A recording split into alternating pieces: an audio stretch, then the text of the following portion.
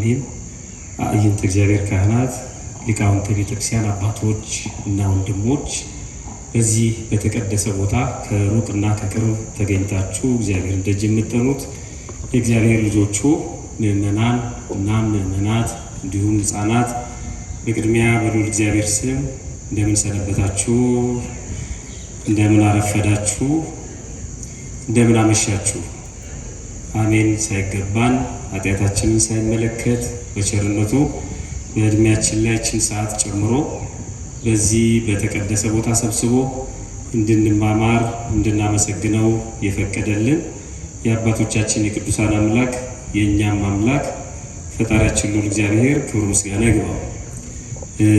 የመዘግየቱ ሁኔታ ቀሲስ እንደተናገሩት ነው። ወደዛ አልሄድም። ይህንን ጊዜ የሰጠን አምላካችን ክብር ምስጋና ይግባው። ስለ ስርዓተ ቅዳሴ ነው ወይም ቅዳሴን በተመለከተ እንድንነጋገር የተፈለገው። እንግዲህ ባለን ሰዓት ዋና ዋና ነጥቦችን እናነሳለን። በመጀመሪያ ይሄ በቤተ ክርስቲያናችን የሚከወነው የስርዓተ አምልኮ ዋናው ወይም ርዕስ የሆነው የቅዳሴ ስርዓት መነሻና አብነቶች አሉት። እነዚህ መነሻና አብነቶቹ እንደው ጠቅላላ አድርገን ለማስቀመጥ 3 አብነቶችን ማንሳት ይቻላል። የመጀመሪያው ቀደም ሲል አባታችን አዳም የተሰጠውን ተስፋ ሲጠብቅ ለ5500 ዘመን ተስፋውን በሚጠብቅበት ጊዜ በደብረ ቅዱስ ጸሎተ መካን ወይም የጸሎት ቦታ ለይቶ ይጸልይና የተሰጠውን ተስፋ ይጠብቅ ነበር። ኋላ ላይ እሱ ካረፈ በኋላ የእሱ ልጆች ወይም አዳማውያን የአዳምን አጽም ልክ እንደ ታቦቱ መሀል ላይ አድርገው ያን የአዳምን ቃል ኪዳን አዳም ሲጠብቀው የነበረው እነሱም በተስፋ እየጠበቁ ይጸልዩ ነበር። ይሄ ስርዓት እስከ ኖህ ዘመን ደርሶ ኖህ ከቤተሰቦቹ ጋር ወይም ደግሞ እሱን ከሚመስሉት ጋር የአዳምን አጽም ልክ እንደ ታቦቱ አሁን ታቦቱን ከበን በመንበረ ታቦቱ ላይ ስርዓተ ቅዳሴውን እንደምንፈጽም ማለት ነው።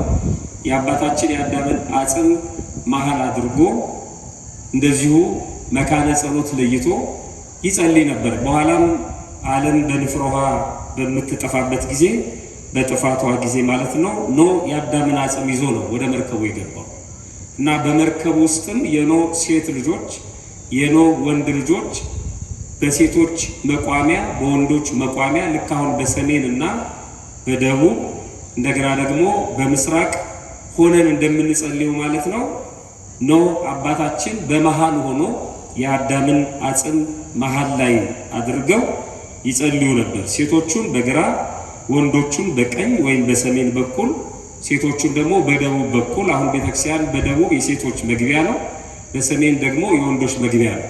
ልክ እንደዛ እንዲቆሙ አድርጎ የአዳምን አጽም ከመሃል አድርጎ ስርዓተ ጸሎቱን ያደርስ ነበር። ይሄም ለአሁኗ ቤተክርስቲያናችን ምሳሌ ነው። መርከቧ የቅድስት ቤተክርስቲያን ምሳሌ ነው። ኖህ የካህናቱ ምሳሌ ነው። የአዳም አጽም የታቦተ ሕጉ ምሳሌ ነው። የኖህ ወንዶችና ሴቶች ልጆች ደግሞ የምእመናን ምሳሌዎች ናቸው። ይሄ የመጀመሪያው 2 አብነቶች ናቸው። የመጀመሪያው የአዳም አጽምና አዳም ተስፋ ሲያደርግ የነበረበት ስርዓት ነው። ከዛ በኋላ የኖህ መካነ ጸሎት ለይቶ የአዳምን አጽም መሃል አድርጎ መጸለዩ ነው። 3ኛው አብነት ደግሞ የመላእክት ምስጋና ነው። ወይም ስርዓተ ቅዳሴው ከመላእክት ምስጋና የተቀዳ ለመሆኑ አንድ ጥቅስ ብቻ እናያለን። በትንቢተ ኢሳይያስ ምዕራፍ 6 ከቁጥር 1 እስከ 4 ስታነቡ ዘተሰራ በሰማይ ተሰራ በምድር እንዳለው ሊቁ ቅዱስ ያሬድ በሰማይ ያለው ስርዓት በምድር ላይ እንደተሰራ እንደተናገረ ማለት ነው። ቀድሞ በሰማይ በኋላ ላይ እንመለከታለን መላእክት እግዚአብሔርን እንዴት ያመሰግኑት እንደነበረ ያን ስርዓት በቀጥታ በዚህ ምድር ላይ እንዴት ቤተክርስቲያናችን እንደምትከውነው ለመመልከት እንሞክራለን። መነሻ የምናደርገው በትንቢተ ኢሳይያስ ምዕራፍ 6 ከቁጥር 1 እስከ 4 ያለው ነው። እንደዚህ ነው የሚለው ኢሳይያስ፣ እኔ ኢሳይያስ ንጉሥ ኦዚያን በሞተበት ዓመት እግዚአብሔርን በረጅምና ከፍ ባለ ዙፋን ላይ ተቀምጦ አየሁት። የልብሱም ዘርፍ መቅደሱን ሞልቶት ነበር። 6 ክንፍ ያላቸው ሱራፌል የተባሉ መላእክቶቹም በፊቱ ቆመው ነበር። መላእክቱ በሁለቱ ክንፎቻቸው ፊታቸውን ሲሸፍኑ፣ በሁለቱ ክንፎቻቸው እግራቸውን ይሸፍኑ ነበር። በሁለቱ ክንፎቻቸው ደግሞ ይበሩ ነበር። ሲያመሰግኑ ይሄኛው አዲሱ መጽሐፍ ቅዱስ ወይም 66ቱ መጽሐፍ ቅዱስ ሲያመሰግኑ ይልና አንዱ ለአንዱ ነው የሚል። ትክክለኛው 80ዱ መጽሐፍ ቅዱስ ደግሞ ሲያመሰግኑ ይላል። አንዱ ለአንዱ የሚለውን ማለት ነው። ሲያመሰግኑ ለአብ ለወልድ ለመንፈስ ቅዱስ ለሶስቱም ቅድስናቸው የባህሪያቸው ስለሆነ ቅዱስ ቅዱስ ቅዱስ የሰራዊት ጌታ እግዚአብሔር ሆይ ምድር ሁሉ በክብሩ ተመላች ይሉ ነበር ይላል። አንዱ ለአንዱ ማለት አንዱ ቅዱስ ለአብ፣ አንዱ ቅዱስ ለወልድ፣ አንዱ ቅዱስ ለመንፈስ ቅዱስ። ቅዳሴ ሲገባም እኛ በተለምዶ ምን ሳይባል እንደደረስ ነው አሃዱ ሳይባል። አሃዱ ብቻ አይደለም፣ አሃዱ አብ ቅዱስ ይላል ቃሉ። አሃዱ ወልድ ቅዱስ፣ አሃዱ ውእቱ መንፈስ ቅዱስ። አንዱ አብ ቅዱስ ነው፣ አንዱ ወልድ ቅዱስ ነው፣ አንዱ መንፈስ ቅዱስም ቅዱስ ነው። በውጭ ሆነን ደግሞ እኛ ምን እንላለን? አዎ ልክ ነው አባታችን አንተ እንዳልከው በእውነት በአማን አሃዱ አብ ቅዱስ፣ አሃዱ ወልድ ቅዱስ፣ አሃዱ ውእቱ መንፈስ ቅዱስ በአማን በእውነት ያልከው ትክክል ነው ብለን ተሰጥኦ እንመልሳለን ማለት ነው። ይሄ የመላእክት ስርዓት ነው። ሲያመሰግኑት እንዲህ እያሉ ያመሰግኑት ነበረ ካለ በኋላ የሰራዊት ጌታ እግዚአብሔር ሆይ ምድር ሁሉ በክብር ተመልታለች ይሉት ነበር። የቤተ መቅደሱ መድረክ ከመላእክቱ የቅዳሴ ድምፅ የተነሳ ይላል፣ የምስጋና ድምፅ የተነሳ መሰረቱ ተናወጠ። በጩኸት የመላእክት ድምፅ ሲሰማ መሰረቱ ተናወጠ፣ ቤቱንም ጢስ ሞላበት ይላል። በስርዓተ ቅዳሴ ጊዜ የማዕጠንት ስርዓት አንዱ ነው። ቤተክርስቲያናችን ማዕጠንተ ጸሎት አላት። ዕጣኑ ይጤሳል፣ የእኛ ድምፅ ያስተጋባል፣ ካህኑ ይናገራል፣ እኛ እንቀበላለን፣ ዲያቆኑ ይናገራል፣ እኛ እንቀበላለን። በህብረት ነው ተሰጥኦ፣ በአንድነት ነው። ለዚህ ነው ሌላ ስራ አያስፈልግም። በቅዳሴ ጊዜ የግል ጸሎት እንኳን ቢሆን ጸሎት እንኳን ተከለከላለች ቤተክርስቲያናችን። በነገራችን ላይ የቤተክርስቲያን ስርዓት ሲከበር መሳለም የሚከለከልበት አለ፣ ማማተብ የሚከለከልበት አለ። ስርዓት ቤተክርስቲያን ስለሆነ ማለት ነው። ጸሎትም የሚጠቅም ሆኖ ሳለ ግን በማህበር ጸሎት የግል ጸሎት ትከለከላለች፣ ሰማያዊ ስርዓት ስለሆነ ማለት ነው። ይህንን ስርዓት ነው በዚህ አሁን ባለን ጊዜ ለማየት የምንሞክረው። መቼም ከባድ ነው። ፈጣሪያችን ለሁላችንም ጥበቡን ምስጢሩን እንዲገልጥልን በድጋሚ መልካም ፈቃዱ ይሆንልን። ቅዳሴ ማለት ከቃሉ ተነስተን ቃላዊ ፍቹን ስንመለከት ቀደሰ ከሚለው የግዕዝ ግስ ይወጣል። ቀደሰ ማለት ለየ፣ አከበረ፣ ከፍ ከፍ አደረገ ማለት ነው። ከዛ ነው ቅዳሴ የሚለው ቃል የሚወጣው። ቅዳሴ ይልና መለየት፣ ማክበር፣ ማመስገን ወይም ምስጋና የሚል ፍቺ ይሰጠናል ማለት ነው። ቅዳሴ የጸሎቶች ሁሉ ዘውድ ነው። የጸሎቶች ሁሉ የበላይ ነው ቅዳሴ ማለት ነው። ልብ አድርጎ የጸሎቶች ሁሉ ዘውድ ነው። የጸሎት ሁሉ ዘውድ በሉ እስኪ ድምፃችሁን ልስማው። የጸሎት ሁሉ ዘውድ ቅዳሴ እሱ ነው። የጸሎት ሁሉ ከቅዳሴ በላይ ምንም ጸሎት የለም። የጸሎት ሁሉ ዘውድ ነው። ያለ ቅዳሴ ቅዱስ ቁርባን ቅዱስ ሥጋውና ክቡር ደሙን ማግኘት አይቻልም። ያለ ቅዱስ ሥጋውና ክቡር ደሙ ክህነት የለም። ያለ ቅዱስ ሥጋውና ክቡር ደሙ ክርስትና የለም። ያለ ቅዱስ ሥጋውና ክቡር ደሙ ምንኩስናም የለም። ያለ ቅዱስ ሥጋውና ክቡር ደሙ ጋብቻም የለም። ስለዚህ ይሄ ቅዱስ ሥጋውና ክቡር ደሙ የሚገኝበት ምስጢር ነው ስርዓተ ቅዳሴ። ያለ ቅዳሴ ምንም የለም ማለት ነው። ቤተክርስቲያናችን የምትሰራው በዚህ ስሪት ስለሆነ በቅዳሴ ጊዜያቶች የቅዳሴ ጊዜያቶች 3 ናቸው። ቅዳሴ የሚቀደስባቸው ጊዜያቶች 3 ናቸው። ጊዜያቶች ስል ሰኞ፣ ማክሰኞ፣ ረቡዕ ማለት አይደለም፣ በጥቅሉ ማለት ነው። የመጀመሪያው ወይም ደግሞ አንደኛው ጊዜ ጠዋት ቅዳሴ የሚቀደስባቸው ጊዜያቶች ናቸው። አጽዋማት ካልሆኑ ጠዋት ቅዳሴ ይቀደሳል። ሰኞ ጠዋት፣ ማክሰኞ ጠዋት ጾም ካልሆነ ማለት ነው።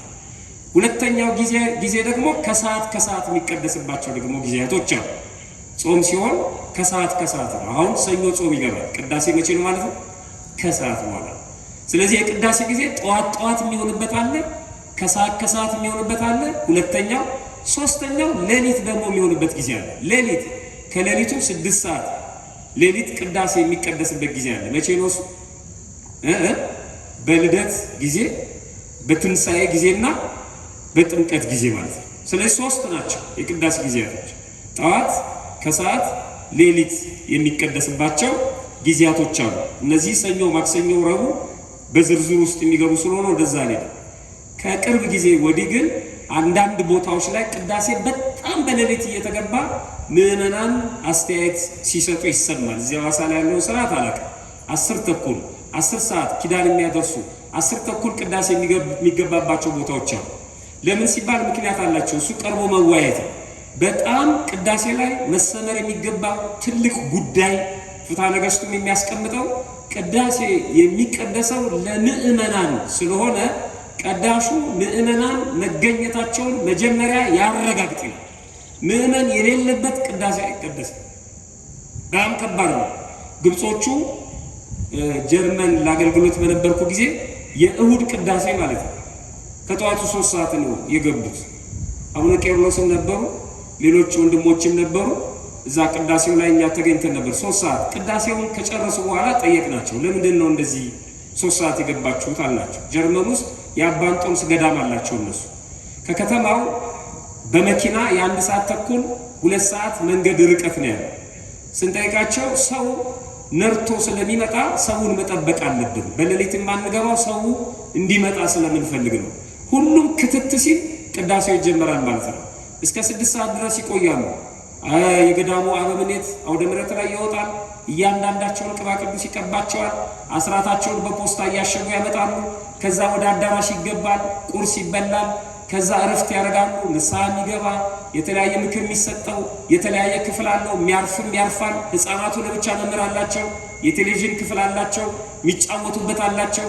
ከዛ ወደ 8 ሰዓት 9 ሰዓት ደግሞ ለምሳ ይሰበሰባሉ። ይበላሉ፣ ይጠጣሉ፣ ምክር ይሰጣቸዋል። የመጨረሻው 10 ሰዓት ማታ ጸሎት ተደርጎ ሰው ወደ ቤቱ ይሄዳል ማለት ነው። ደስ ይገርም። ሁሉ ነገር አለ እዛ። ይበላሉ፣ ይጠጣሉ። ችግሩ ግን የሚያጨሱ ሰዎችንም አይቻለሁ። በጣም የሚያሳዝኑት እዛው ግቢ ውስጥ ሲጋራ የሚያጨሱ ግብፃውያን ነው። የእኛ ስርዓት በአንድ በኩል ደስ ይላል። እነሱ ስርዓት ላይ ችግርም አለባቸው፣ ግን በጣም ነው ሰንበትን የሚያከብሩት ማለት ነው። ውለው ነው የሚሄዱት። ልጆቻቸው ይጫወታሉ፣ ይበላሉ፣ ይጠጣሉ። ባልና ሚስት ክፍል አላቸው የሚያርፉበት። የመኝታ ቁልፍ ይሰጣቸዋል። ናፕ ማድረግ የሚፈልግ ሰው ካለ ማለት ነው። ይታጠባሉ፣ ሻወር አለ፣ ሁሉም ነገር። የሚገርመው ግን ሁሉም ቆራቢ ነው በጠቅላላ ማለት ሁሉም ስጋው ነው ይቀበላል። እግዚአብሔር ወደዚህ እድገት ሁላችንንም ያምጣል ነው። በዚህ በፍትሐ ነገሥቱ እንዲህ የሚል ቃል አለ። 3ቱም ካህኑም ምእመኑም ዲያቆኑም ቅዳሴ ላይ ይበል ካህን፣ ይበል ዲያቆን፣ ይበል ሕዝብ ይላል። 3ቱም እኩል ቀዳሽ አስቀዳሾች ናቸው። አስቀዳሽም ቀዳሾችም ናቸው። ስለዚህ ምእመናን መጠበቅ እንዳለባቸው ስርዓተ ቤተክርስቲያን ያዛል። ፍትሐ ነገሥት አንቀጽ 12 ላይ ሕዝቡ ሁሉ ሳይሰበሰቡ የቅዳሴውን ጸሎት አይጀምሩ ይላል። አይገርም? የአጥቢያው ሕዝብ በሙሉ መሰብሰብ አለበት ይላል። እናንተ ችግሩ አታስቀድሱ። ግን ማስቀደስ የሚፈልገው ሁሉም ክትት ሲል ሰዓቱንም ያውቁታል። እነሱ ደውልን ይመጣል። ሁሉም ሲሰበሰብ ቅዳሴውን ይጀምሩ ይላል። ወደ ውስጥ ደግሞ ልኡካኑ መሟላት እንዳለባቸው ይናገራል። ፍትሐ ነገሥት አንቀጽ 12 ቁጥር 481 ላይ ሕዝቡ ትእዛዝ ስላለው ነው። ለምሳሌ ፍትሐ ነገሥት አንቀጽ 12 195 ላይ ቅዳሴ ሲጀመር ያልነበረ አይቁረብ ይላል። ስለዚህ ሊቆርብ ስለሚመጣ ቶሎ ከጀመርንበት ቅዳሴውን አቋርጦ መቁረብ ስለማይችል አዝኖ ይመለሳል ማለት ነው። ስለዚህ መቁረብ ስላለበት ሳይጀመር ያልነበረ ሰው መቁረብ የለበትም ስለሚል እስከሚመጣ ድረስ ጠብቁት ይላል። እና አረጋውያን አሉ፣ ታማሚዎች አሉ፣ ሕፃናት አሉ። እነዚህንም ታሳቢ አድርጎ ስርዓተ ቅዳሴውን መጀመር ያስፈልጋል ማለት ነው። ስንት ቅዳሴያት አሉ በቤተክርስቲያናችን? አንዳንድ ሰው አንድ ብቻ ይመስለዋል። አንድ ብቻ ቅዳሴ ያለ የሚመስለው ሰው አለ።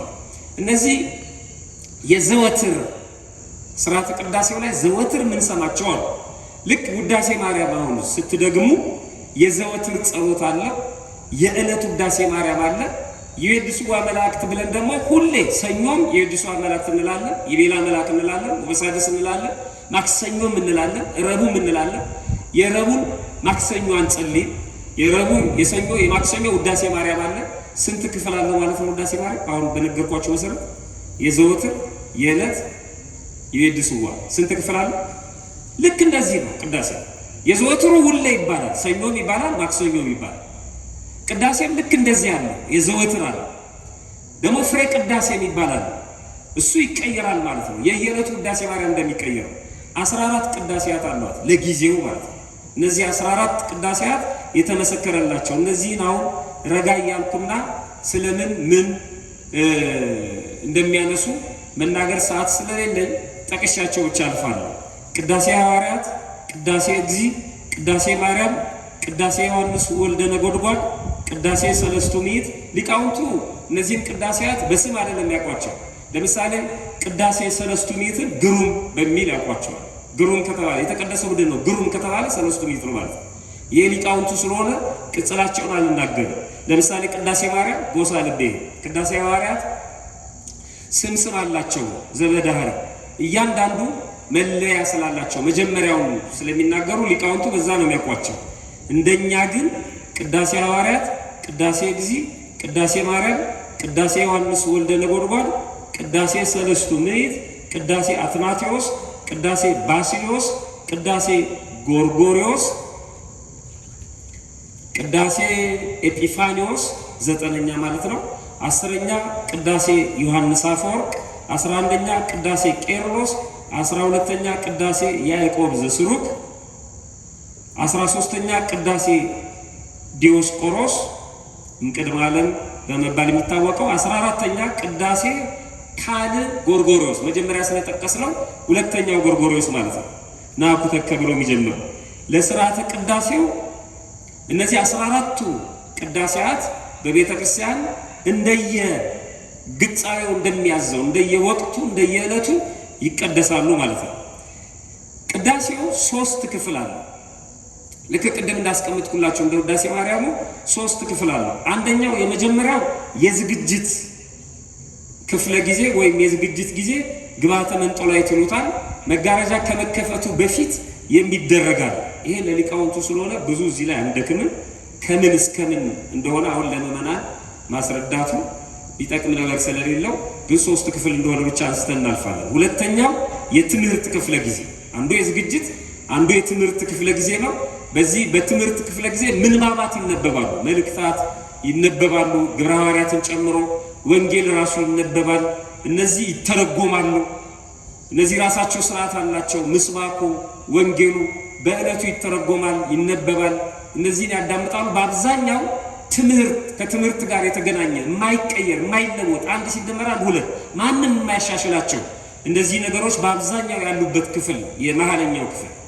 ሶስተኛውና የመጨረሻው የጸሎት ክፍል ነው። በተለይ ፍሬ ቅዳሴ የምንለው ማለት ነው።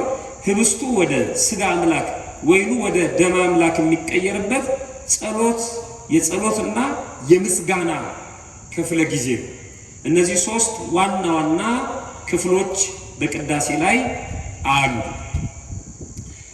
ሌላው በቅዳሴ ጊዜ በተለይ እኛ የምናስቀድስ ሰዎች ማለት ነው ልናደርጋቸው የሚገቡ ወይም ወደ ቅዳሴ ስንሄድ አሁን ከሰኞ ጀምሮ ለማስቀደስ ስንወስን ማለት ነው ወይም በዕለተ ሰንበት ወደ ቤተክርስቲያን ስንመጣ ለማስቀደስ የምናደርጋቸው ነገሮች አሉ። የመጀመሪያው የህሊና ዝግጅት ነው። ምንድነው አልኳችሁ? የህሊና ዝግጅት አስቀድሳለሁ ብሎ ማሰብ፣ እንዳስቀድስ ፍቀድልኝ ብሎ መለመን። አንዳንድ ሰው ምንም አያስፈቅደውም እግዚአብሔር በቃ ነገ አስቀድሳለሁ ብሎ እንደፈለገ የሚመጣ ይመስላል። በጣም ከባድ ፈቃድ እግዚአብሔር በጣም ወሳኝ ነው። ይሄ አሁን እኮ ትንሽ ደቂቃ ቢዘገይ አውሮፕላኑ አንማርም ነው የማፈቃድ ስለሆነ እየነገረን ነው። ያለኔ ምንም ማድረግ አትችሉም እያለ ነው። በነገራችን ምንም ብትጠበቡ ቀሲስ ቅድም ነገሯቸው አይደል? ተጠበው ሰሞኑን አውሮፕላን ጉዞ እየተሰረዘ ስለሆነ የ8 ሰዓቱን ይቆረጥልን 8 ሰዓት ቢሰረዝ 9 ሰዓት 9 ሰዓት ቢሰረዝ ብለው ነበር። ሁሉም ተሰረዘ። ያደሩም አሉ። ያለ እግዚአብሔር ፈቃድ ምንም የሚደረግ ነገር የለም። አምላኬ ነገ ለማስቀደስ አስቤያለሁ፣ እባክህ ፍቀድልኝ። ስንቶቻችሁ እንደዚህ ብላችሁ ታውቃላችሁ? ጉባኤ ለመምጣት ፍቀድልኝ ያላችሁ ሰዎች አላችሁ። ሳይገባን ምን መለሰው እኮ ለዚህ ነው። በፍቀድልኝ ውስጥ ብዙ ነገር አለ። ያተጋናል፣ ያነቃናል። ይሄ የሚረብሸን ርኩስ መንፈስ በሙሉ ያስወግድልናል። አስፈቅዶኛል፣ ለምኖኛል፣ አጠገቡ እንዳትደርስ ይለው። ዝም ብለን ነው የምንመጣው እኮ እኛ እንዲሁ ዝም ብለን እንገባለን እንወጣለን። በሁለት ጥቅስ ድራሻችን ይጠፋል። ከዛ ደግሞ ጉራችን ነበርኩበት እንላለን። አናፍርብኩ ነበርኩበት ሲቀደስ አንሰማ የሚባለውን አናውቅ ነበርኩበት። እሱማ ይሄን ድምጽ ማጉያ እኮ ነበረበት። ይገባል ይወጣል አይሰርቅም። ይሄ ሞንታርቦ ስንት ጊዜ ወጥቷል ገብቷል። ይሄን እያገለገለ እንደዚህ ድምጽ እያጎላ ግን ገነት መንግስተ ሰማያት አይገባም። እንደ ሞንታርቦ እየገቡ የሚወጡ ብዙ ሰዎች አሉ። ብዙ ይሄ እንኳን እያገለገለ ነው፣ ምንም አይጠቅም። በመግባት በመውጣት ብቻ አይደለም። መጀመሪያ የህሊና ዝግጅት ያስፈልጋል። እንደሚያስቀድስ ማሰብ፣ እግዚአብሔርን ማስፈቀድ፣ በጎ ህሊና። እግዚአብሔር ፈቃደኛ ባልሆነ ልብ ውስጥ አድሮ ስራ ይሰራል የሚለው ትፈቅዱ ነው መዳን ተወዳለ ብሎ የጠየቀው ለዚህ ፍቀድ መጀመሪያ፣ ከዛ በኋላ ነው እግዚአብሔር ስራ የሚሰራው። እግዚአብሔር ሁላችንም ይፍቀድልን። በእውነት በዚህ በመጽሐፈ መክብብ ምዕራፍ 5 ቁጥር 1 ላይ እንዲህ የሚል ቃል አለ። ወደ ቤተ እግዚአብሔር በገባ ጊዜ እግርህን ጠብቅ፣ እግዚአብሔር በሰማይ አንተ በምድር ነህና። የሚገርም ቃል። ወደ ቤተ እግዚአብሔር፣ ይሄ ቤተ እግዚአብሔር ነው። ልብ አድርጉ። የማ ቤት ነው ይሄ? ንገሩኝ። የማ ቤት ነው? የእግዚአብሔር። ቃሉ ራሱ የሚገርም እኮ ነው። ወደ እግዚአብሔር ቤት ስትገባ አለ። እየገባን ያለ ነው ወደ እግዚአብሔር ቤት። ትክክል። ወደ እግዚአብሔር ቤት ስትገባ እግርህን ጠብቅ። አንድም የሥጋ እግርህን ዝም ብለህ ጥድፍ አትበል፣ በፍርሃት ተራመድ። አንድም የልቦና እግርህን ባካናቱን ስልክህን እየጎረጎርክ ከጎረቤት ጋር እያወራ እየተሰዳደብክ ተራ ስራ እየሰራ አይደለም በእግዚአብሔር ቤት መገኘት ያለብህ። እግርህን ሰብስበው፣ የልቦና እግርህን 40 ቦታ የሚረግጠው ሰብስበው። ወደ ማቤት እየገባ ነው አለ። ያዙልኝ። ወደ ማቤት እየገባ ነው? ወደ እግዚአብሔር። ይሄ ቤት የእግዚአብሔር ነው እያለ እግርህን ሰብስባለና እሱ በሰማይ አንተ በምድር ነህ። ሁለቱ ተቃራኒ ይመስላል። የእግዚአብሔር ቤት ነው እያለ በሰማይ ነው ያለው ይላል። ምን ማለቱ ነው? በሰማይ ነው ያለው። በልዕልና ነው፣ ከፍ ያለ ነው። የሚሰወረው የለም። የተናገርከውን አይደለም ያሰብከውን ያውቃል ነው። በሰማይ ማለት በልዕልና ከፍ ያለ ዝቅ ያለውን ያያል። ከፍ ብሎ ያያል ነው። እግርህን ሰብስበው ጠብቅ። ይገርም ቃል፣ በጣም ይገርም መርህ ነው። የህሊና ዝግጅት ከሌለው በስተቀር ሰው ይህንን ሊያስብ አይችልም። በአፍህ አትፍጠን፣ በእግዚአብሔር ፊት ቃልን ይናገር ዘንድ ልብ አይቸኩል፣ ስለዚህም ቃልህ ጥቂት ይሁን ይላል መጽሐፈ መክብብ ምዕራፍ 5 ከቁጥር 5። የህሊና ዝግጅት ያስፈልጋል። ቢያንስ በማፊት ነው የምቆመው ብሎ ማሰብ አለበት፣ በእግዚአብሔር ፊት። በቃ ሰው ድግስ ሲጠራ እኮ ሰው ሲቀጥረው እንዴት እንደሚጨነቅ አስቡ። በእግዚአብሔር ፊት ነው የምቆመው። የህሊና ዝግጅት ያስፈልጋል። ሁለተኛ የሰውነትና የልብስ ንጽህና ያስፈልጋል። ንጹህ መልበስ፣ ንጹህ መሆን ያስፈልጋል። ኧረ ብዙዎቻችን በጣም ነው የምናሳዝነው። በጣም ነው የምናሳዝነው።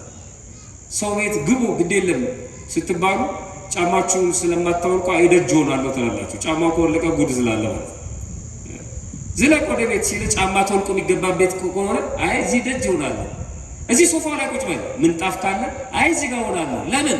ገና ጫማ አውልቄ ደግሞ ጫማዬን ሳውል ካልሴ ይታያል። ካልሴ ደግሞ ሌላ ቀረባለሁ። ቤተ ክርስቲያንስ ዝም ብለን ጎርጉረን ጥልቅ ነው። ሰው የሚስመውን ቦታ ምንጣፉ እያተምንበት ነው የምንሄደው። ላባችን ምንም አይመስለንም። ምንም ጫማችን ከነጭቃ አንተን ቁጭ ብለናል። የእግዚአብሔር ቤት ነው። የሥጋ ንጽህና ቢያንስ ሰው እግሩን አይታጠብም እንዴ? ካልሲውን አያጥብም እንዴ? ቢያንስ ማን ይንገረን? ማን ይነግረን ይችላል? ልብሱን አያጥብም እንዴ? ሰው ጠረኑን አይቀይርም እንዴ? ምን እያለ እንዴት ይገባል ቤት? ይሄ እኮ እግዚአብሔር ቤት ነው የሚል ሰው አለ እኮ። እናንተ ነው ያለንበት። እግዚአብሔርስ እንደ አቤልና እንደ ቃየል መስዋዕት እኮ ነው። አቤልና ቃየል መስዋዕት አቅርበውለታል እኮ። አንደኛው ስንዴ፣ አንደኛው በግ። ስንዴ ያቀረበው አይበላውም ማለት እግዚአብሔር አይበላው ምን አስጨነቀኝ ብሎ አሰስገሰሱን አቀረበለት። በግ ያቀረበው ደግሞ እግዚአብሔር አይበላውም ግን ንጹህ ነገር ይፈልጋልና ጸጉሩ ያላረረው፣ ጥፍሩ ያልዘረዘረው፣ ቀንድ ያላረረው፣ ጥፍሩ ያልዘረዘረው ንጹህ በግ አቀረበለት ይላል። ባይበላውስ እግዚአብሔር ይሄን መጠንቀቅ መቻል አለብን። ንጽህና ነው ይሄ። ከቻሉ ገላን ታጥቦ ካልሆነ ፊትንና እግርን ታጥቦ ጫማን በፌስታል ቋጥሮ መግባት ያስፈልጋል። በዚህ በፍትሐ ነገሥት አንቀጽ 14 547 ላይ እንደዚህ ይላል። በዚህ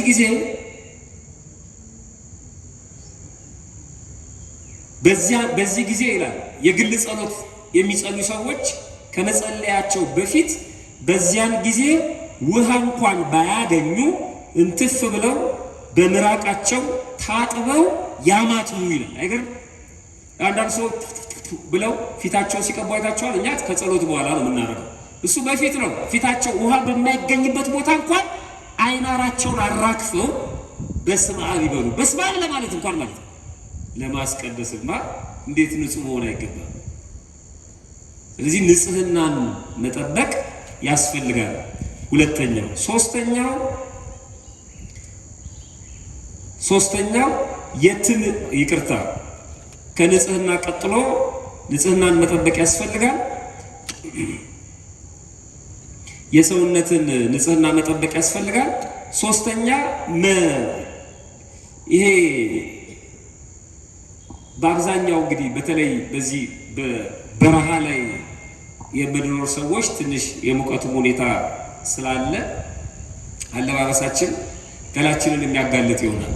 በቅዳሴ ጊዜ ግን ይህ አይፈቀድም። መንፈሳዊ አለባበስ ስርዓትን መጠበቅ ያስፈልጋል። ቅዳሴ ስናስቀድስ በጃኬት፣ በቲሸርት፣ በቁምጣ፣ በቢጃማ፣ በድሪያ፣ በቱታ ማስቀደስ አይፈቀድም። አይቻልም። በቁምጣ ማስቀደስ አይፈቀድም። ቁምጣ እዛ ስቴዲዮ ወይም መኝታ ቤት ውስጥ ቤተክርስቲያን ነው። የሚያስደነግጥ ስዕል፣ የሚያስጠላ ጽሑፍ የተለጣጠፈበት ለብሶ ገብቶ ማስቀደስ አይቻልም። ለዚህ እኮ ነው ሁላችንም ነጠላ እንድንለብስ የተፈለገው። ልብሳችን እንዳያሰናክል አንድ አይነት እንዲሆን ማለት ነው። መንግስት በትምህርት ቤት ዩኒፎርም ከማወጁ በፊት ቤተክርስቲያን አውጃለች። ሀብታም ድሃ እንዳንባባል፣ ቀዳዳ ነው ጨምዳዳ ነው ልብሱ እንዳንባባል ማለት ነው። ክትት አድርጎ ሴቶቹም ተከናንበው ወንዶቹም አጣፍተው እንዲያስቀድሱ የተፈለገው ለዚህ ነው። ኋላም ደግሞ የብርሃን ልብስ የመልበሳችን ምልክት ነው። ስለዚህ በጃኬት፣ በቲሸርት፣ በቁምጣ፣ በቢጃማ፣ በቆራጣ ነጠላ፣ በድሪያ፣ በቱታ ማስቀደስ አይፈቀድም። ይሄ የሌላችሁ ደግሞ ቀሯሏችሁ። ነጠላ የለኝም እንግዲህ ምን አደርጋለሁ ገላገልከኝ መምህር እንዳትሉ። ሰንበት ቤቱም ቢሆን እርዳታ ፈልጎ ከቀበሌ ድሃ መሆናችሁን እያስመሰከራችሁ ነጠላ እንገዛለን። እዛ ደረጃም አንደርስም። እግዚአብሔር ይመስገን በእውነት ያለንን ግን አጽድተን መገኘት ይገባናል። በቅዳሴ ጊዜ በቤተ ክርስቲያን መገኘት በማፊት መገኘት ነው ያልኳቸው። በእግዚአብሔር ፊት ካህኑ ዘካርያስ እግዚአብሔርን በሚያገለግልበት ወቅት በሉቃስ ወንጌል ምዕራፍ 1 ቁጥር 8 ላይ እንዲህ የሚል ቃል አለ። ዘካርያስ ይላል፣ ዘካርያስ የሚባል አንድ ካህን ነበር። እርሱም በክፍሉ ተራ ይላል፣ በተራው ሲያገለግል ማለት ነው። በእግዚአብሔር ፊት ያገለግል ነበር። በማን ፊት ያገለግል ነበር? በቤተ መቅደስ እኮ ነው ያገለግል። ካህን ነው። በቤተ መቅደሱ ቆሞ ሲያገለግል በማን ፊት ነበር ማለት ነው? በእግዚአብሔር ፊት። ስለዚህ በቅዳሴ ጊዜ መገኘት በእግዚአብሔር ፊት መገኘት ነው። በእግዚአብሔር ፊት መገኘት ደግሞ ጥንቃቄ ያስፈልገዋል። የሰውነትን ቅርጽ የሚያሳዩ ልብሶች፣ ሰውነትን የሚያጋልጡ ልብሶች፣ ጸያፍ ጽሑፍና ስዕል ያለባቸው ልብሶች፣ እነዚህን አድርጎ መገኘት አይፈቀድም። አራተኛ የመግቢያ በርና የመቆሚያ ቦታን ማወቅ። ምቋም የሴቶችን መቆሚያ፣ የወንዶችን መቆሚያ፣ መግቢያ በር ማወቅ። ካህኑ የሚቆምበት ዲያቆኑ በቤተ መቅደስ በነገራችን ላይ ቦታ ነው። ካህኑ ሄዶ የጳጳሱ ቦታ ላይ አይቆም። ካህኑ ሄዶ ዲያቆኑ ሄዶ የካህኑ ቦታ ላይ አይቆም። ካህናት የሚቆምበት ቦታ አለ፣ ዲያቆናት የሚቆምበት ቦታ አለ። ለተልእኮም ቢሆን እንኳን ንፍቁ ዋናው ዲያቆን የሚቆምበት ቦታ አለ። ሰራዩ ቄስ፣ እንደገና ረዳቱ ንፍቁ የሚቆምበት ቦታ አለ። አንባቢው ሁሉም ቦታ አለ። ስለዚህ ይሄን ቦታ ማወቅ ምስራቁ የካህን በር ነው፣ ሰሜኑ የወንዶች በር ነው፣ ደቡቡ የሴቶች በር ነው። ነው ይጸልይ የነበረው በእነዚህ መቋሚያ ነበር። የቅዳሴው ምሳሌ መሆኑን ባለፈው ተናግሬያለሁ። ስለዚህ እነዚህን ማወቅ አግባብ ነው። ሌላው ትእዛዝም አለ። ይሄን በተመለከተ ፍትሐ ነገሥቱ አንቀጽ 12 ላይ እንደዚህ ይላል፣ በፍጹም ትጋት የእግዚአብሔርን ነገር ለመስማት ሁሉ እያንዳንዱ በሚገባው እንደየማዕረጉ በቤተ ክርስቲያን ውስጥ በጸጥታ በንጽህና በፍጹም ንቃት ሊቆሙ ይገባል ይላል። የሚገርም ነው። እስኪ አንዴ ከኔ ጋር በሉ፣ በንጽህና በሉ፣ በጸጥታ በፍጹም ንቃት። አይገርም? ሊቆሙ ይገባል። ንጽህናም አለበት፣ ፍጹም ንቃት አለበት፣ ጸጥታም አለበት። ሁሉም በየቦታው ሆኖ እንደዚህ ነው እናስቀድሰው። በፍጹም ንቃት ነው። ፌስቡክ አንዳይ፣ ቴሌግራም አንጎረጉርም፣ ስልክ ሲደወል ትተነው አንወጣም። ቅዳሴው በንቃት ነው እናስቀድሰው። እና ታዲያ እኛ አሁን ብናማረር እግዚአብሔር ይሰማናል? ይሄን ያህል ዓመት አስቀደስኩ፣ ይሄን ያህል ዓመት ጾምኩ፣ እግዚአብሔር ግን አይሰማኝም። መቼ አስቀደሰን? መቼ ተነጋገርን ከእግዚአብሔር ጋር? መቼ በእግዚአብሔር ፊት እንደምንቆም አላሰብን? እንደ ቸርነቱ ነው። ቅዳሴ ላይ አንዱ ጸሎት አምላካችን እንደ ቸርነት ነው እንጂ እንደምናችን ነው፣ እንደ በደላችን በከመ ምሕረትከ ፈጣሪያችን። ሁሉም ካህኑ ዲያቆኑ እንደ ቸርነት ሙከራችንን ተቀበል ፈጣሪያችን። እንደ ቸርነት የመላእክት አገልግሎት ነው። ለዛ ብቃት የለንም። በከመ ምሕረትከ በቃ እሱ ነው። እሱን አውቆ መለመን ያስፈልጋል። ያቋቋሙንም ቅደም ተከተል ይነግረናል ፍትሐ ነገሥቱ። እንደዚህ ይላል፣ በሰማያውያን አምሳል ሰራተኞች እንደመሆናቸው ኤጲስቆጶሳት ጳጳሳት ማለት ነው በመንበሩ ፊት ሊቆሙ ይገባል። ቀጥሎ አስተማሪዎች እንደመሆናቸው ቀሳውስት፣ ከጳጳሳቱ ቀጥሎ ቀሳውስት፣ ከዛ ሊቀ ዲያቆኑ፣ በሊቀ ዲያቆኑ አጠገብ ዲያቆናት አገልጋዮች እንደመሆናቸው ከቀሳውስቱ ኋላ ሊቆሙ ይገባል። ከነሱ ቀጥሎ ህዝቡ ሁሉ ይቆም ይላል። ህዝባውያኑ ጋር ደግሞ ስርዓት አስቀምጧል። ህዝቡ ደግሞ ይላል ስለ ህፃናት ሁሉ ተናግሯል። ቀጥሎ ህፃናት ብቻቸውን በአንድ ቦታ ይቆሙ። ከዚያ የሚበቃቸው ቦታ ካለ ህፃናቱ በአንድ ቦታ ይቆሙ። ህፃናቱን የሚበቃቸው ቦታ ከሌለ ግን ከአባቶቻቸው ጋር ይቆሙ። ህፃናት ከወላጆቻቸው ጋር ይቆሙ። እግራቸው ስር ቁጭ፣ እግራቸው ስር አቁመን ሲደክማቸው እያስቀመጠ ሲበረቱ እያቆመን ማለማመድ አለብን ማለት ነው። ይቀጥልና ቀጥሎ ባል ስላላቸው ሴቶች ትዳር ክቡር ስለሆነ ባል ስላላቸው ሴቶች ይናገራል። ባል ያላቸው ሴቶች ብቻቸውን በአንድ ቦታ ከአንድ ፊት ይቆሙ። ሴቶች ልጆችን ከአንድ ፊት ይቆሙ። ሴቶች ልጆች ቦታ ባይኖር ከሴቶች ባል ካላቸው በኋላ ይቆሙ።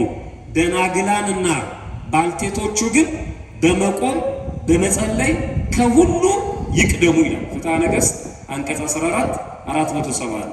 ክብር አለን። ሁላችንም በየማዕረጋችን መቆም አለብን። አምስተኛ ቀድሞ መገኘት አለበት። የሚያስቀድስ ሰው ቀድሞ መገኘት አለበት ሲሆን ኪዳን ማድረስ አለበት። ኪዳን ያላደረሰ ዲያቆን፣ ኪዳን ላይ ያልነበረ ቄስ አይቀድስም። ስለዚህ ኪዳን ላይ ያልነበረ ምዕመንም አይቆርብም እና ሲሆን ኪዳን ቢያደርስ ጥሩ ነው። በሆነ ከባድ ችግር ደግሞ ኪዳን ማድረስ ካልቻለ ቅዳሴው ላይ አሃዱ ከመባሉ በፊት መድረስ አለበት። ስድስተኛው እስከ መጨረሻው ድረስ መቆየት።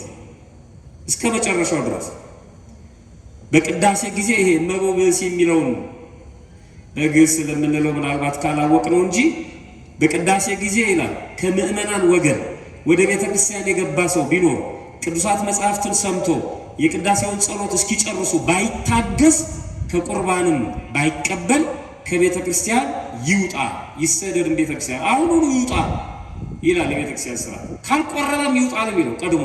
አሁን ግን አባቶቻችን ቆራቢ ሲጠፋ ቢያንስ እንኳን ካልቆረበ ይውጣ ከሚባል ምን እያለ ያስቀድስ ለቅዱስ ሥጋና ለክቡር ደም አብቃኝ እያለ ያስቀድስ ተብሎ ተፈቅዶልን ነው የማንቆርብ አስቀዳሾች ማለት ነው። ይህንን ማሰብ ያስፈልጋል። በቅዳሴ ጊዜ ልናደርጋቸው የሚገቡ ነገሮች በወፍ በረር ቶሎ ቶሎ እነዚህን ልናደርጋቸው የሚገቡ ነገሮች፣ አንደኛ አርፍዶ መገኘት፣ አቋርጦ መውጣት ክልክል ነው። አቤት ቅዳሴ ላይ እሑድ ቀን እኮ ቪዲዮ ይዞ መቆም ነው። ሰው ይገባል ይገባል አሃዱ እየተባለ አንዳንዶቻችን ቀጥ ብለን አሃዱ ሲባል እየሰማን ነው። አንዱ ልፍ ሲል አተቁም እኛም አቋርጠን ቅዳሴ ነው ማለት ነው። አዲስ ቁም ስንል እኛም እያቋረጥን እሱ ምንም አይመስለው። ምን አሃዱ የሚባለው ምንድን ነው? ይመጣል አውደ ምሕረቱ ላይ መስቀል አይበሉት ምን አይሉት የሆነ ነገር ይሰራል። ከዛ ይሳለማል። ሙዳይ ምጽዋት ውስጥ የሆነ 100 ብር ይከታል። ደግሞ ኮራ ያለ ደግሞ ይወጣል። በቃ ደርሶ መጥቷል ቤተክርስቲያን ማለት ነው። ምን እየተባለ እንደሆነ አያውቅም። ሕፃኑ እንዳለው እናቱ አዝላ ካህኑ አሃዱን ሲያዜሙ ብዙ ስለሚቆዩ ማለት ነው። እሱ ደግሞ ለቅሶ ሆኖት መስሎት አባባ ምን ሆኖ ነው የሚያለቅሱት አለ ይባላል ጀርባሪ። እሱ በሕፃናት እንደዚህ ነው የሚያለቅሱት ሕፃናት። በእርግጥ ልክ ነው፣ ለቅሶ ነው፣ ጸሎት። አሁን ምን እንደምትሰራ ቤተክርስቲያን የማያውቁ ሰዎች አሉ። ማወቅ አለብን። ሰው ቢያንስ ሰው አያይም እንዴ? ሰው ሁሉም ቆሟል። እንዴ ምን ሆኖ ነው የቆመው ሰው ብሎ ዝም ብሎ አይቆምም እንኳን ዝም ብሎ ጠጥቆ ማለት ሰው ሲቆም እንኳን አይቆምም። ሰው ሲሰግድ እንኳን አይሰግድም። ማየት እንኳን ባናቅ እንኳን ማለት ነው። ያው አሁን ይሄ ሁሉ ሰው ቁጭ ብሎ እየተማረ ነው። መቼም አንድ ሰው ካላበደ በስተቀር ቀጥታ መጥቶ እዚህ አባ ይፍቱኝ ቢል ይሄ እኮ ድፍረት እኮ ነው። የመጨረሻ ድፍረት ነው። የራስ ጉዳይ እንደማለት ነው ጉባኤው ማለት ነው። መፍራት አለብን። ቅድም ነግራቸዋለሁ። እግዚአብሔር በላይ አንተ በምድር ያለው በእግዚአብሔር ቤት ነው አለ እኮ ጠቢው። ያ ያህል እግርህ አይፍጠን ብሎ ተናገረ። ስለዚህ የመጀመሪያው እሱ ነው። አርፍዶ መገኘት፣ አቋርጦ መውጣት። አርፍዶ መገኘት ቅዳሴ በጊዜ የሚገባ ከሆነ በሰበካ ጉባኤው ቁጭ ብሎ መመካከር ያስፈልጋል። ስንት ሰዓት ነው እናንተ የምትመጡት የሚለው። ሁለተኛ በጣም ርቀት ከሆነ ደግሞ በፕሮግራም ማድረግ ነው። ልጆችን በየሳምንቱ ከማቁረብ በፕሮግራም 1-2 ጊዜ ነቃ ብሎ ሌላ ጊዜ ደግሞ የማይመች ከሆነ ሌላ ጊዜ መጠበቅ እንጂ የግድ ቀድሞ መገኘት ያስፈልጋል። መጽሐፍ የቤተክርስቲያናችንን ስርዓት ፍትሐ ነገሥት አንቀጽ 12 ይሄንን ይናገራል። ቅዱስ ወንጌል ከተነበበ በኋላ በጭንቅ ስራ ካልሆነ በቀር ቅዳሴው ሳይፈጸም ቄሱ ሳይባርክ ሳያሰናብት አንድ እንኳን ከቤተ ክርስቲያን አይውጣ። በሰላም ግቡ ሳይባል አንድ ሰው እንዳይወጣ። ይሄን አንዳንድ ጊዜ እኛም ካህናት እንደ ማሰሪያ እንጠቀምበታለን። አሁን እኛም እናበዛዋለን። በጣም እናስረዝምና ወይ ትምህርት ወይ የሆነ ነገር ሰው ብድግ ሲል ምዕመናን ሳይታረግ እንዳትሄዱ ነው። እንዳንተ ቶሎ ካላሳረጋችሁ ውስጥ ትቷችሁ ይሄዳል። እግዚአብሔር መንገድ ላይ ባርኳል። ቶሎ ሳይታረግ አትውጣ የተባለው እኮ 6 ሰዓት ነው የሚታረገው። ጠብቅ ማለት አለ። እኛም በጊዜ ማጠናቀቅ አለብን፣ ህዝቡም መጠበቅ አለብን። እኛም ብናረፍድ እንቀጣለን። ስለዚህ እቺን ማሰሪያ የሚያደርጉ አሉ። አዲስ አበባ ላይ ይጠቀሙበታል። ነግረናል፣ እቱ ሳይባል እንዳትሄዱ እንደ ይሁዳ ነው የምትሆኑት ይላል። ግን የሚያልቀው 6 ሰዓት እንዴት ይሆናል? ለሁለቱም ነው፣ ላሰናባችሁም ለተሰናባችሁም ለሁለቱም ነው የሚያገለግል። ስለዚህ ካህኑ ሳያሰናብት አንድስ እንኳን ከቤተክርስቲያን አይወጣም።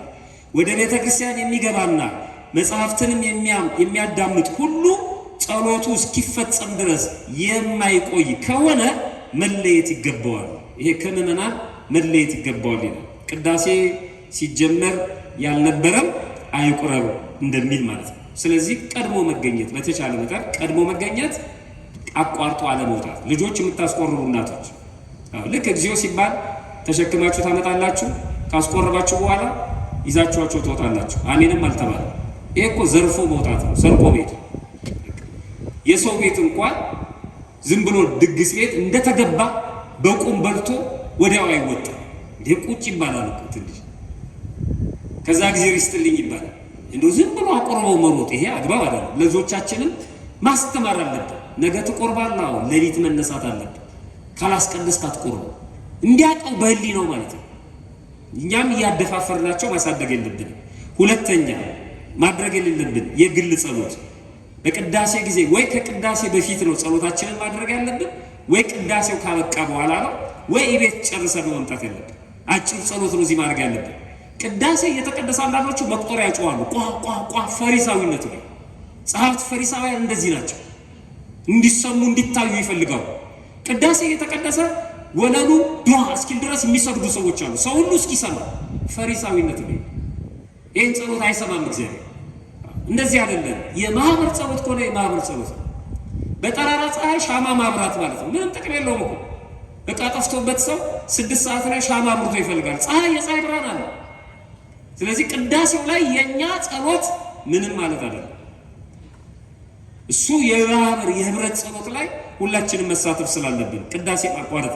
ሶስተኛው የግል ወሬ መያዝ፣ ስልክም ቢሆን መሳቅ፣ መቀለድ፣ ቧልት፣ ፌዝ ፈጽሞ አይፈቀድም። እንደውም ፍትሐ ነገሥቱ ያጠብቀዋል። አንቀጽ 12 474 ቁጥር ላይ በቅዳሴ ጊዜ የሚስቅ ካህን ቢሆን እንደውም ዲያቆኑም ያውጃል። ካህኑ ሲናጻጁ ሲታጠብ ይህንን የካህኑን ቃል ያቃለለ የሳቀ የተነጋገረ ቢኖር ይላል በጣም ከባድ ነው። ገሃነመ እሳትን ከእግዚአብሔር ዘንድ እንደሚረከብ ይወቅ ይረዳ ይላል። እግዚአብሔር ከዚህ ይሰውራል ማዘን ሲገባው። ስለዚህ ስርዓተ ቅዳሴ ላይ ይላል የሚስቅ ካህን ቢሆን ቅጣቱ 1 ሱባኤ ነው ይላል። ህዝባዊ ቢሆን ግን ወዲያው እንደሳቀ ያውጡት ከቤተ ክርስቲያን፣ ስጋው ደግሞ አያቀብሉት ይላል። አሁን ቆራቢ ስለሌለ ድሮ ሁሉም ቆራቢ ስለሆነ እንዳያቀብሉት ይውጣ ይላል። ካህኑን ወዲያውኑ ይውጣ ያላለው ለምንድን ነው? ወይ ቅዳሴ ይሆናል፣ ቅዳሴው ይታገላል። ስለዚህ እሱን 1 ሱባኤ ይቅጡት ይላል ከቤተ ክርስቲያን። ድሮ ሰው ከቤተ ክርስቲያን እንዳይገባ ይከለከል ነበር፣ ያለቅሳል። 3 ቀን እንዳትገባ 7 ቀን እንዳትገባ ከእናቱ ሲለይ ማለት ነው። አሁን ካህኑ መጥተው 10 ቀን እንዳትገባ ቢሉት ገላገሉኝ እንደውም ነው። ማንም ያለቅሰኝ ከቤተ ክርስቲያን እንዳትገባ ተብሎ ይከለከል ነበር። 1 ሱባኤ ይቀጣ ካህኑ እያለቀሰ ማለት ነው፣ በመሳቅ ብቻ። አሁን እኛ ከመሳቅ ውጪ የምናያቸው ፎርማቶች በጣም ብዙ ናቸው። እግዚአብሔር ሁላችንንም ይቅር ይበላል። 4ኛው የሚበላና የሚጠጣ ነገር ይዞ መግባት፣ በተለይ ለህፃናት ብስኩት በኪሳቸው። አንዳንዱ ደግሞ ዘቢብ፣ አሁን ዘመናዊ ሆነዋል። ዘቢብ በር ላይ ይሸጣል፣ በላስቲክ እየቋጠሩ ለልጆችም ይሰጧል። በጣም ነውር ነው። የሚበላ የሚጠጣ እዚያው ወደ መሬቱ ላይ መምጣት የለበትም፣ እንኳን ውስጥ ቀርቶ ማለት ነው። ውጪ ነው። ልጆቹ ቤተክርስቲያን ውስጥ ብስኩት ካልበሉ ይሞታሉ። ስጋው ደግሞ እኮ ህይወት እኮ ነው። ቤት ብንመግባቸው ምን ችግር አለ? መጥፎ ልማድ ነው የምናስለምዳቸው። ብስኩቱን ከሱቅ ገዝተውት ነው የሚመጡት። በጣም ያሳዝናል። በዚህ ላይ ደግሞ ይሄ ኬሚካል የበዛበት ብስኩት። ልጆቹ ጤነኞችም አይደሉም። ቤተክርስቲያን እየተዳፈረን ነው። የቀድሞዎቹ እኮ ደረቅ እንጀራ ቆርሰው ነው የሚመጡት። በር ላይ ያድላሉ፣ አፍ ማበሻ ነው፣ ዳቤ ይሰጣሉ። የእኛም ምናችንም አያምር። ቤተ መቅደስ ውስጥ አንድ ነገር መግባት የለበትም። ለዚህ እኮ ነው ጾመን የምንገባው። ሆዳችን ውስጥ ያለው ምግብ እስኪጠፋ እንኳን የምንጠብቀው ለዚህ ነው። እኛ በኪስ ይዘን እንገባለን፣ ፕላስቲክ። በጣም ነውር ነው ይሄ። 4ኛው 5ኛው ጫማ ነው፣ ካልሲ ነው። በተለይ በጭቃ የተጨማለቀ በፌስታል ቋጥረን አውልቀነውም እንኳን ቢሆን አንዳንዶቹ ያወልቁታል እኮ። አውልቀው ግን ምንጣፉ ላይ ያስቀምጡታል ከነምናም ነው ማለት ነው። ለሰው አይንም ጸያፍ ነው፣ ለአፍንጫ መጥፎ። በላስቲክ ቋጥሮ በንጽህና ሲሆን አሁን ሌባው እየበረከተ ነው እንጂ እዛ ነበር የሚወልቀው እኮ። ጫማህን ከእግር አውጣ፣ የቆምክበት ስፍራ ምን እንድንቻል የተቀደሰች ናት። ስለዚህ ከግቢው ውጪ ነበር። ግን ችግሩ እኛ ስንመጣ የሚሰርቁን ሰዎች ነው። ስለዚህ ይዘነው እንድንገባ እንኳን አይፈቀድም ነበር። ግን ይዘነው ከገባን ደግሞ በንጽህና ሊሆን ይገባል ማለት ነው። 5ኛው 6ኛ ነጠላ ሳይለብሱ መግባትና ነጠላን ቤተ መቅደስ ውስጥ ማጠፍ። አሁን የተጀመረው ፋሽን በተለይ የከሰዓት ቅዳሴ ላይ ታቸዋል። ሰው ያስቀድሳል ነጠላ ለብሶ፣ ጥሩ ነው። ልክ አሜን ከተባለ በኋላ ነጠላውን ማጠፍ የሚጀምረው የት ነው? መቅደስ ውስጥ። እዛው ያራግፋል። ግማሹ ግራና ቀኝ ይዞ ያጥፋል። እዛ ቤተ መቅደስ ውስጥ ነው ቤተክርስቲያን ውስጥ አራጥፎ ነጠላውን ፌስታል ውስጥ ከቶ ይወጣል። ምን ማለት ነው? ይሄ ምን ማለት ነው? ውጪ ወጥተን አንደርስ ለብሰኑ ብንሄድስ ጥሩ ወደ ስራ ምንገባ ከሆነ ከቤተክርስቲያን ስንወጣ እናውልቀው። ይሄ በጣም መጥፎ ልምድ ነው። ከዛ በኋላ በሸሚዙ በምናምኑ ይወጣል ማለት ከቤተክርስቲያን ያው እኮ ነው። አንዳንዱ ደግሞ አንገቱ ላይ አድርጎ ይገባል ነጠላው እየወጣ አንገቱ ላይ አድርጎ እዛ ውስጥ አራግፎ ይለብሳል። እንዲህ አይነት ስርዓት የለም። ሙሽራው አጠገብ አይደለም ልብስ የምትለብሰው፣ ወይም ብፌው አጠገብ አይደለም ራት ተጠርተህ ልብስ የምትለብሰው። ለብሰህ ተዘጋጅተህ ነው የምትመጣው። ቤተ መቅደስ ውስጥ አይደለም የሚለበሰው። ስለዚህ መዘጋጀት አለብን ነጠላ ለብሶ። ሰባተኛው የቅዳሴ ጠበል ማፍሰስ፣ ደጋግሞ መጠጣት፣ ወደ ቤት መውሰድ አይፈቀድም። ለጽኑ ህሙማን ስጋው ደግሞ ይሄድላቸዋል ካህናት ፈቅደው፣ ካለዛ ግን በጭራሽ ወደ ቤት አይሄድም። የቅዳሴ ጠበል አይፈስም። አናት ላይ ካልሲ ውስጥ የሚከቱ ሰዎች አሉ። እሱ ለቅዳሴ የቅዳሴ ጠበል ለቆረቡ ሰዎች ብቻ ነበር የሚሰጠው። መቁረብ ነው የሚባለው። ማብረጃ፣ ማዋሃጃ፣ ማውረጃ ነው። ግን አሁን ላልቆረቡ ሰዎችም ስለሚያስቀድሱ መሰጠት ተጀመረ። በፍርሃት እንዲጠጡት ነው። በፍርሃት ለቅዱስ ሥጋ ለክቡር ደሙ አብቃኝ ብለው እንጂ የቅዳሴ ጠበል አይነጥብም።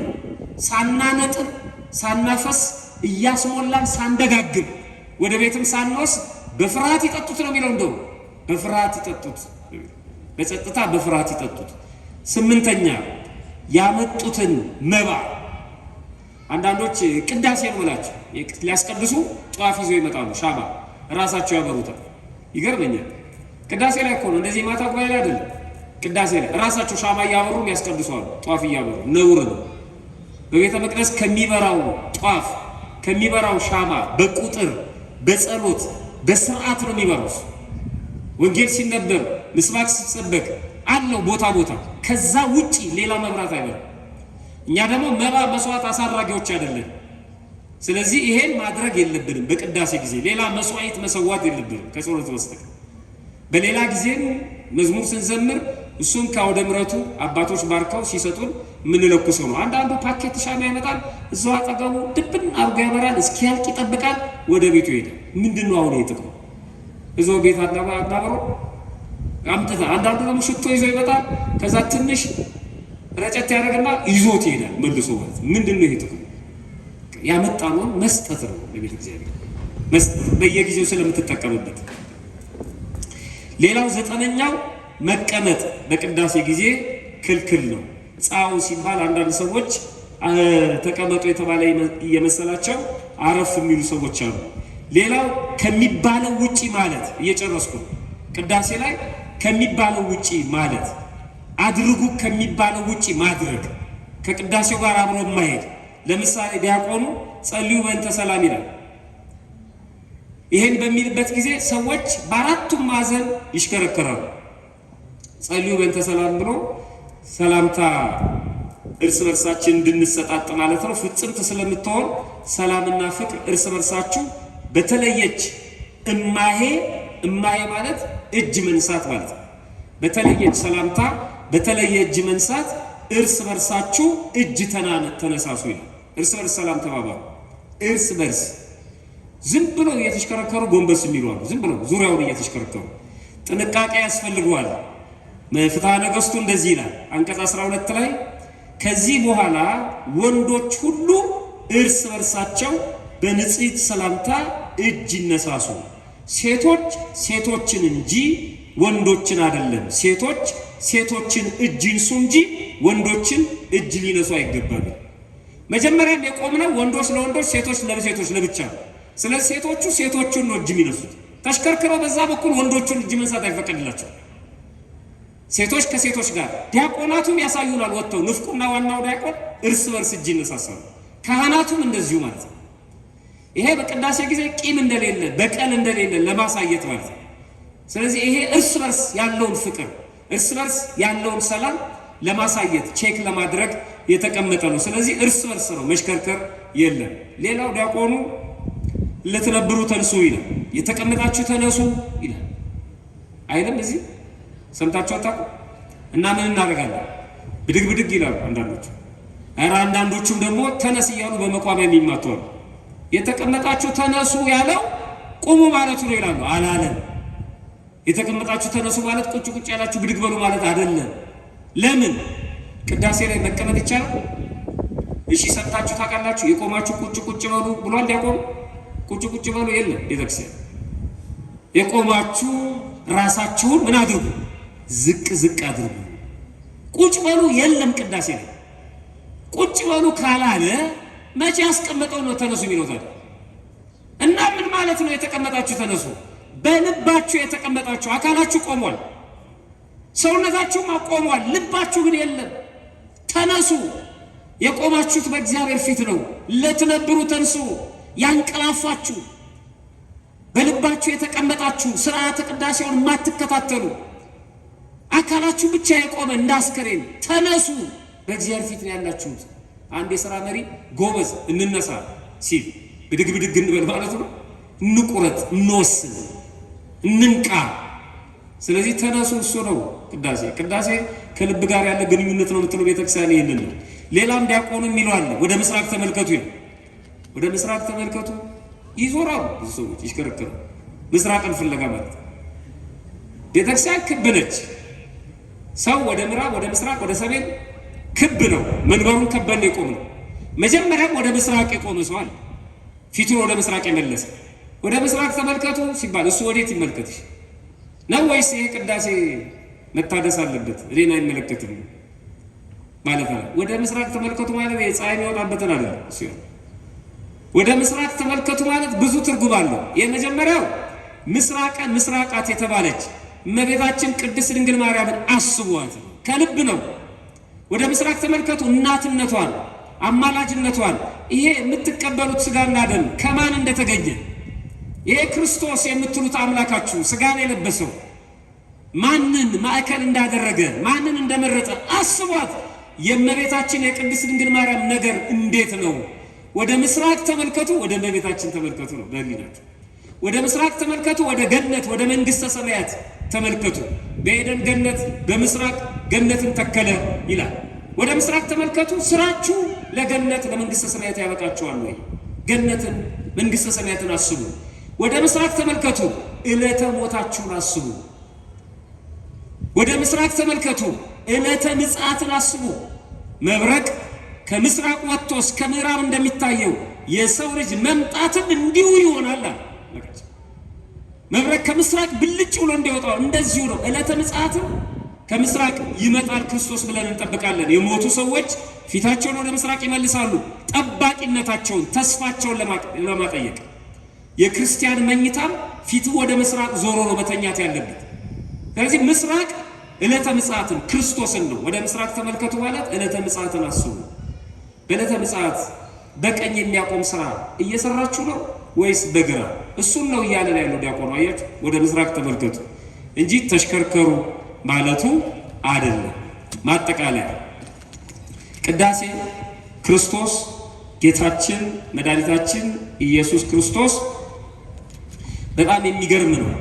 በአካል የሚገኝበት በቄሱ በኩል ሊቀ ካህን ሆኖ የሚቀድስበት ቅዳሴውን የሚያሰምርበት የሚባርክበት ስርዓት ነው። ቅዳሴ ራሱ ክርስቶስ መስዋዕት ሆኖ የሚቀርብበት ስርዓት ነው። የሚገርም ነው። ራሱ ክርስቶስ የሚሰዋበት አርብ ነው። ቀራንዮ የሚሰቀልበት፣ ስጋው የሚፈተትበት፣ ደሙ የሚቀዳበት ማለት ነው። ቤተክርስቲያኑ ላይ ቅዳሴ ላይ ስትሆን ዕለተ አርብ ላይ ነች ማለት ነው። ቀራንዮ ነው ሁላችን። የሚገርም ስርዓት ነው። ቅዳሴ ከክርስቶስ ጋር አንድ የምንሆንበት ቅዳሴ ቅዱሳን መላእክት፣ ጻድቃን፣ ሰማዕታት፣ ራሱ ክርስቶስ ሁሉም እመቤታችን የሚገኙበት ሁሉም ሰማያውያን የሚገኙበት በተለይ አሸናፊዋ ድል ነሽዋ የምትባለው ቤተክርስቲያን የቅዱሳን ህብረት ከዛ ህብረት ጋር አንድ የምንሆንበት ነው ቅዳሴ። እነዛ ሁሉ የሚገኙበት ነው። ተመልከቱ። ቅዳሴ ገቡ፣ ቅዳሴ ልገባ ነው፣ ቅዳሴ ወጡ ነው የምንለው። ቅዳሴ ጸሎት እየጸለዩ ነው አንድ ነው። ቅዳሴ ገቡ ነው የምንለው። መግባት ሥላሴ በአንድነትና በሶስትነት ሲመሰገኑ ነው የሚኖሩት። ምስጋናው አያቋርጥም። ጀማሪዎች አይደለንም። ወደዛ ምስጋና መግባታችንን ለመግለጽ ነው ቅዳሴ ገቡ የሚባለው። ልክ ስንገባ ወደዛ ህብረት ነው።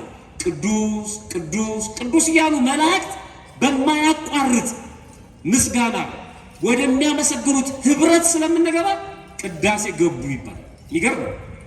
ከዛ ህብረት ጨርሰን እንወጣለን ማለት ነው። ስለዚህ ቅዳሴ ሁሌ ወደ ሰማያዊው ህብረት የምንገባበት ነው። ተክተን እናስቀድስ፣ ተክተን ወደ ቤተክርስቲያን ልንገሰግስ ይገባል ማለት ነው። ፈጣሪያችን በቸርነቱ አስቀድሰን ለመጠቀም ያብቃል። ከሙሉ በከፊሉ ይህንን ይመስላል። እግዚአብሔር ሰምቶ ከመጥፋት ያድነን። እግዚአብሔር ይስጥልኝ።